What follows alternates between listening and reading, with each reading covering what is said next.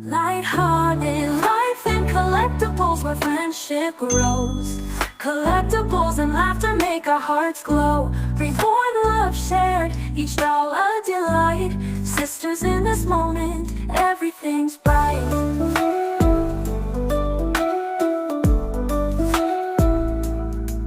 Playing dress up in a world of our make. Every doll tells a story with each video we make. Cute little faces, in our hearts they stay. In this happy vibe, they brighten our day. Sisterhood forever, through thick and thin. In our little world, that's where we win. Light-hearted life and collectibles where friendship grows. Collectibles and laughter make our hearts glow. Hello everyone, welcome to Lighthearted Life and Collectibles. I'm Penny, and this is my sweet baby Takoa. He is the Benjamin Sculpt by Natali Blick, and he was reborn by Carolyn Vanderbeek at Twinkling Stars Nursery. And if you haven't gotten yourself a Twinkling Stars Nursery baby, then what are you waiting for? Because you will not regret it. Today we are going to do Takoa's outfit of the day and a topic. It's kind of a hot topic. I need your opinion. It's definitely an opinion piece. I'm going to give you my opinion, and I want your opinion about this. And you don't have to agree with me. I want your actual opinion. So if it differs from mine, feel free to put it in the comments, because it's not going to upset me because we don't have the same opinion about something. It's a strong opinion, a very strong opinion. So first, let's talk about little Mr. Takoa here, how I've got him set up. I have this cute fall-themed woodland animal blanket. It is on the changing area. And I have some Oh Baby here and some raw sugar multi-miracle leave-in conditioner I'm going to put on his hair, which doesn't really actually need it, but I'm going to brush it anyways. And he is dressed in this adorable little outfit that I got from Belle's. It is so cute, and this outfit was very inexpensive. If you have a Belle's in your area, go there and shop for your reborn babies, because you will find adorable clothes for them for an amazing price. So this little outfit is a Disney baby outfit. It has a long sleeve white shirt with little Mickey heads and blue polka dots. They're like really large ones. And a quilted overall set. It's like a sleep and play kind of deal. And a quilted overall set that has a big Mickey Mouse face on the front. And it's that really pretty, it's like a cobalt blue. Love it. And it has matching buttons. It snaps all around the straddle, and then I just have these little white and blue booties that have little stars on them, and he is holding a little Mickey Mouse that actually came from Auntie Nicole over at Special Angel Art Dolls. So y'all go show her channel some love and tell her I sent you. So she actually sent that to Skylar, but you know, I'm gonna let Takoa have it for now because it's matching with his ensemble. You know, he's got a they're vibing. He and Mickey Mouse, they're really vibing right now. So we have beside him some little pumpkins. They're little cloth pumpkins. I love these. One has a little patch on it that says White Oak Farms. And it has like a 15-cent price tag. Pick your own. And it is cream and blue plaid. It almost matches the blue in his outfit, which I did not plan that. It just happened that way. And then we have this little orange and red and green plaid pumpkin that's cloth, and I love it. And then we have this little fox that rattles. You know, we've got our woodland animals, and there's actually some foxes on the little blanket that we have on here. And behind him on the back of the changing table is a little pumpkin on wheels that says thankful, and then a little sign that says sweet baby. And that is actually behind his head, and that's like sage and cream colored. This is what I want to talk about. I'm going to do his hair. I'm going to put just a little directly on his hair. And then the rest is going to go on the brush because it does not take much of this stuff. But my opinion piece. This is what I have a very strong opinion about. I want to talk about what happened to a dolly friend of mine. Now, this is in a dolly group that is not necessarily just a reborn group. It's like an all dolls kind of group. Although there are some reborns that get shared in there, they are mainly like composition dolls and Naza dolls and like Blythe dolls and things like that. BJDs. Just different types of dolls like that get shared mainly. OB11s, that kind of thing. But I love it because I love all kinds of dolls. I love my reborn babies the best. But I really do love all kinds of dolls. And I have been in that group for a really long time. And I really, really love it. I'm going to put some of this Oh Baby on his Mickey Mouse. Will make Mickey smell good. I'll put that back in his hand. And then I'm going to put this on my hand and put it on his clothes. I can put a little bit. I don't want any of it to get on his paint. So I'm just being really careful about that. Oh my gosh, I love how the Benjamin sculpt, how their hands do. I love it. I love this baby. Love him. He is one of two sculpts that I have gotten two of. One was the Tory sculpt because my first one was an absolute disaster. And I have talked about that in another video. But yeah, I did get another one of those because, like I said, it was just my dream baby at the time. And Sandra made it happen. She made, you know, teamwork makes the dream work. So she made me a new Tory and I got a second one of that sculpt. And then my other Benjamin, I had to sell him and I regretted doing it ever since I did it. And then this Benjamin just kind of fell in my lap, so I yanked him right up. Y'all know the story. I've told you this story before, but I just had to talk about it again. But anyways, back to my opinion piece while you look at my beautiful baby Tekoa. He's so sweet. I just love it. So my friend who's in this doll group, she bought a doll. And the person packed it in a box, but they didn't pack it extremely well. They put like a sheet of bubble wrap around the doll, but it didn't appear as if they taped it around the doll to make it stay. It was just kind of rolled up in there. And then there was like a handful of packing peanuts thrown in the bottom of the box. Which, you know, if everything goes smoothly, that would be fine. But everything didn't go smoothly. The box arrived looking like an accordion with a big hunk torn out of the box.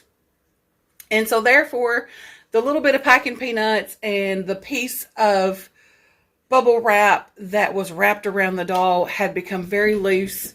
And the doll got some scuffs on its arms and leg. And I want to say there was like a little spot on the forehead. So the doll basically received damage.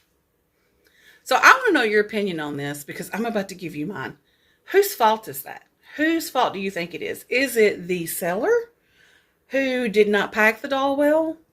Or is it the USPS who mishandled the box? Because even though, yeah, the seller could have packed it better, my opinion is going to be, this is all USPS. Because our boxes should not have to be packed to withstand an F5 tornado to be shipped from point A to point B. And I'm going to get on my soapbox for a minute because I have been so upset with the USPS. I've had so many things happen. I even had things happen with a doll in the past.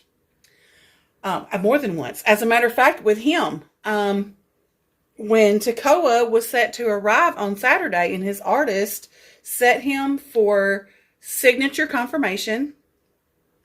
And so my husband was here. I had to go pick up my grandbaby and I said, be listening because they're going to be, you know, asking for a signature. Well, all of a sudden I'm pulling into the garage and I get a notification saying, your package was returned to the post office at 1:09 p.m. Mind you, the window of delivery was supposed to be from 12 to 2. That was what I was given. It wasn't even 2 o'clock yet, and this was on a Saturday, and they took it back to the post office. And so I'm literally 2 streets, maybe 3 over from the post office, and I had to wait all the way to Monday.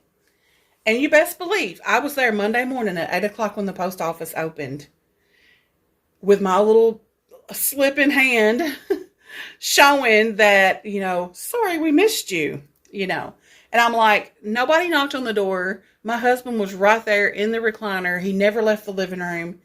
Nobody even stopped to even try to deliver the package. And so I was really upset about it. I was like, I just want to know why this happened. And now I've got stuff to do today, and I don't want this package, sitting on the porch again, or not even sitting on the porch. I don't want the same thing to happen again because I'm not going to be home today, and it's signature confirmation. So she's like, oh, I don't know. We'll go get it and I'll find out. Well, then the mail carrier pops his head around the corner because he hears me saying all this. And this is it's not a hole in the wall town, but it's kind of a small town, and the post office is not that big. So the sorting area is just like right there. And it's one of those kind that the walls go like 3/4 of the way up, and it doesn't close it completely off. So he was like, oh, well, the reason I did that, I didn't know anybody was living there. Mind you, we've been living here since mid-July, and this postal carrier has walked up on my porch, I don't know how many times, to put mail in my mailbox that's beside my door, but you didn't think anybody lived here. And my opinion is he just didn't want to leave the package. It was Saturday. He's ready to go home. He didn't want to get out, walk up the sidewalk, bring the package, and knock on the door and wait for me to, do a signature confirmation. So, anyway, I was just like, well, you've just been delivering our mail, for the past, however many months, since July the 15th. So, yeah, we do live there. So anyways, I signed for the box, and the box was in great shape. There was nothing wrong with the box. It was just the point that they didn't even try to drop it off. It was like, okay, it's Saturday. I'm ready to go home. I know I'm supposed to deliver this by 2, but it's 1:09. I'm just ready to go home. So I'm just going to take the box back because, I just don't want to fool with it. That's the way I felt. And then there's been 2 more times where I have received empty packages. One time, my husband was getting a Miami Dolphins hat for Christmas, and it was like a $50 to $60 hat, and we had an empty package arrive. It made it to the Memphis hub because you can track your package along in the condition that it's in, and that's what I always do. So it arrived to the Memphis hub intact, and when it got to my local post office, they have to note what kind of condition it arrives in, and they had a little note taped on there, empty package received at, blah, blah, blah post office. So, of course, I'm like saying something to the post office about it. And because I brought up a time before that when my sister had mailed my mom a birthday present, and she also received an empty package. And it was the same way. It made it to the Memphis hub, and then it sat there for like 7 or 8 days. And I called and was trying to check on it. And actually one of the people there said, ma'am, we don't know where your package is. It's like the Bermuda Triangle around here. And I'm like, okay. I don't think that's a very professional thing to say on the phone, but whatever. But, and then it shows up and it's an empty package, and my mom's birthday present is just gone. So, I bring that up when I'm talking about the hat. And so the postal worker tells me, he was like, well, I just don't think anybody would risk their good paying job and their great benefits over a $50 hat and a birthday present. And I was like, well, I don't know if they would or not, but if, I don't think they would be risking anything if they thought they weren't going to get caught. And obviously they haven't, because, how are we going to ever know who's taking anything? But, it's just kind of strange that, both of these packages just arrive empty. And, I don't believe that it just happened. But anyways, so, that's why I'm like, you know what? This is all the USPS fault, what happened with this package. Yes, I do believe it could have been packed better. Absolutely. But if that box had been handled properly, then it wouldn't look like an accordion in the first place, and it wouldn't have a big hunk torn out of it. I mean, it's like they are just throwing the boxes on the truck, shoving other boxes in on top of it. They're not handling our packages, and we are paying for a service. And that's why I go through the UPS, because we have a very reliable UPS. And I very rarely get a package on time through the USPS. Our USPS around here is just horrible. I'm telling you, it's horrible. But I was actually surprised that Everly's doll came in on Saturday, because it wasn't set to arrive till Tuesday. And I'm like, what? They delivered something early for once and intact? Like the box was fine, and they even wrapped cellophane around it because it was a rainy day. And I'm like, I'm surprised they even took the time to do that. But I am so fed up, I guess, with like the postal service. And it's a good thing that they have that insurance, so that if something does happen, then you can be refunded the money you spent, whatever the case might be. But yeah, I do truly believe that the damage to the doll was at the fault of the USPS. Yeah, it could have been packaged better, but still, like I said, we shouldn't have to pack our boxes to withstand an F5 tornado to arrive to its destination in one piece. They need to be handling our packages better. And I felt really bad for her because of the damages to her doll, because this was a doll that, she has wanted for quite some time. It's one of those dolls where you see it, kind of like Takoa, where I saw him and I was like, oh, I've got to have him, because I had just been wanting a Benjamin for so long, and everything just fell into place. I sold the ball jointed dolls that I had been wanting to sell. I'd had them for sale forever, like a year, off and on, trying to, sell them. And the right person saw them and bought them. And then I saw him and was able to get him with that money. And it's just, it was just like he was totally meant to be. With that being said, I just want to announce that Takoa is going to get a twin sister soon. You'll be finding out who that is here pretty soon. And it's not the same sculpt. I will tell you that. It's not the same sculpt, but they look so much alike that they could definitely be twins. So I'm excited about that. It's kind of like one of those deals where you didn't think it was going to be a certain way, and then you're like, oh my gosh, yes, that's perfect. I love it. How your plans change when you're getting a doll made or whatever. So, yeah, he will be getting a twin, and you'll be finding out who that is really, really soon. But yeah, let me know below in the comments. First of all, let me know if you've ever had two of the same sculpt before. And secondly, let me know your opinion on whether or not you think the seller who shipped the doll was at fault for this, or if the USPS was at fault for this. Of course, my opinion. I have like maybe 20% faith in the USPS these days. And that's very little. That means I'm 80% sure it's not going to arrive the way it's supposed to. It's either going to be late, the box is going to be damaged, or my item is going to be gone. So, one of the three. So, UPS all the way for me. Woo! And no, this video is not sponsored by the UPS. I'm just a really happy customer of theirs. So anyway, thank y'all so much for watching. I hope you enjoyed Takoa, your sweet, beautiful little eye candy here, sitting here with my fall decor. And yeah, I'll see you in my next video.